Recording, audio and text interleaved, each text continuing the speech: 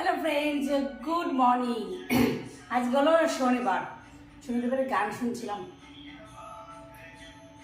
বুঝি মাখানো বানানো হয়ে গেছে। আজকে পাপান স্কুলে গেছে ও রিহার্সালে, বুঝলি, আর হাজব্যান্ড বেরিয়ে গেছে। মানে খুবই চাপ কম সকালবেলাটা। রুটি বানিয়ে তো বিস্কিট খেয়েছি আগে, এখন তো চা নিয়ে বসলাম, গ্রিন টি। বেবি রুটি গরম হচ্ছে, এটা খাওয়ার পরে শাক বাজবো।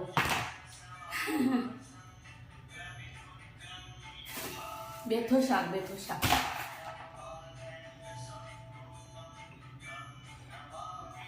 এবারে ঠান্ডাটা আমায় এই গ্রিন টি বাঁচিয়ে দিল বাবা। রাত 1টা 12টা যখনই মনে হচ্ছে উঠে বসে গ্রিন টি খাচ্ছি, বিছানায় থাকে আমার গ্রিন টি। কি বুঝলে, গ্রিন টি জিন্দাবাদ।